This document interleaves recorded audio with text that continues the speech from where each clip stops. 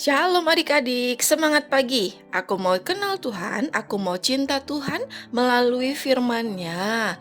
Wah, senang sekali loh Seika kembali lagi menemani adik-adik semuanya di dalam renungan harian Sekolah Minggu GKTB. Tapi seperti biasa, sebelum kita merenungkan kebenaran firman Tuhan, mari kita berdoa. Tuhan Yesus, terima kasih di pagi hari ini. Tuhan Yesus memberikan kami semuanya kesempatan lagi untuk merenungkan kebenaran firman-Mu. Kami berdoa kiranya Tuhan menolong kami supaya kami boleh mengerti dan juga melakukannya di dalam kehidupan kami sepanjang hari ini. Dalam nama Tuhan Yesus Kristus kami sudah berdoa. Amin.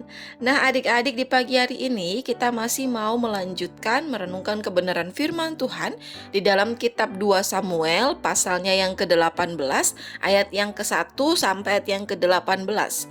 Tetapi Lau Seika hanya membacakan untuk kita semuanya di ayat yang 1 dan juga ayatnya yang kedua.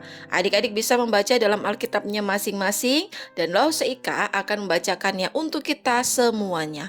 Demikianlah firman Tuhan. Daud memeriksa barisan tentara yang bersama-sama dengan dia.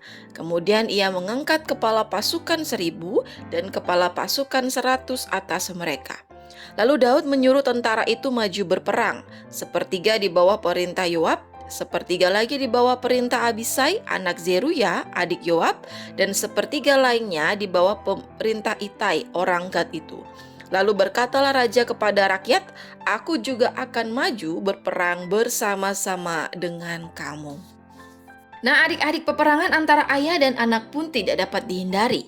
Seperti yang kita ketahui bahwa Absalom ini ingin menjadi seorang raja, sehingga ia mengejar ayahnya dan ingin membunuh ayahnya sendiri, yaitu Raja Daud. Absalom melakukan berbagai cara yang jahat kepada Raja Daud. Nah, tibalah hari peperangan itu. Raja Daud mengangkat kepala pasukan 1.000 dan kepala pasukan 100 di antara tentara perangnya. Kepala pasukan tersebut yaitu Yoab, Abisai, dan juga Itai. Nah, tentara-tentara itu berkata kepada Daud sebelum mereka berperang bahwa Daud tidak usah ikut berperang, melainkan Raja Daud ini tetap tinggal supaya Raja Daud ini aman dan dapat memberikan pertolongan jika dibutuhkan. Nah, setelah itu majulah tentara-tentara itu untuk berperang dan terjadilah pertempuran di hutan Efraim. Pertempuran yang dahsyat sekali dan hingga 20.000 orang tewas di dalamnya. Nah, adik-adik, pada waktu perang ternyata kebetulan Absalom itu melewati jalinan dahan-dahan pohon tarbantin yang besar, lalu tersangkutlah kepala pada pohon itu. Ia menjadi tergantung. Nah, lalu datanglah seorang tentara Daud memberitahukan kepada Yoab bahwa Absalom ini tergantung di antara dahan pohon tarbantin. Maka datanglah Yoab dan mengambil 3 lembing dalam tangannya dan ditikamnya dada Absalom hingga Absalom itu mati. Nah, adik-adik, itulah akhir hidup dari Absalom. Absalom yang hidup tidak mengasihi Tuhan, bahkan ia mengejar Raja Daud, ayahnya sendiri. Ia hendak membunuh Raja Daud supaya ia menjadi seorang raja. Oleh karena itu, melalui kisah ini kita pun dapat belajar bersama-sama janganlah kita menjadi seorang anak yang tidak mengasihi Tuhan, tidak menghormati orang tua kita, tidak mengasihi orang tua kita, melainkan kita jadi anak-anak yang mengasihi Tuhan, hidup sesuai dengan apa yang Tuhan kehendaki, hidup sesuai dengan apa yang Tuhan mau. Ingat kalau Tuhan suruh kita untuk taat baca firman Tuhan, taat baca firman Tuhan. Kalau Tuhan perintahkan kita untuk menghormati orang tua, yuk kita hormati orang tua.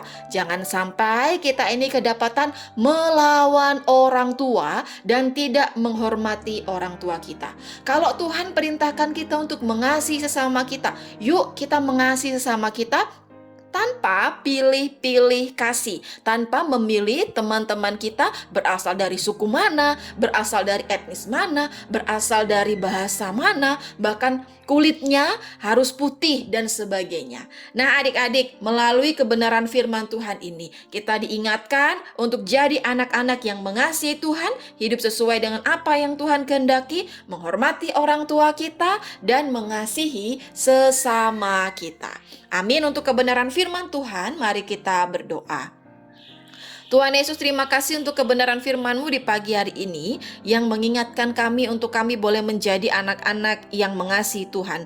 Anak-anak yang hidup sesuai dengan apa yang Tuhan perintahkan dalam kehidupan kami. Kiranya Tuhan juga senantiasa terus menolong kami supaya kami boleh menjadi anak-anak yang taat akan perintah-Mu.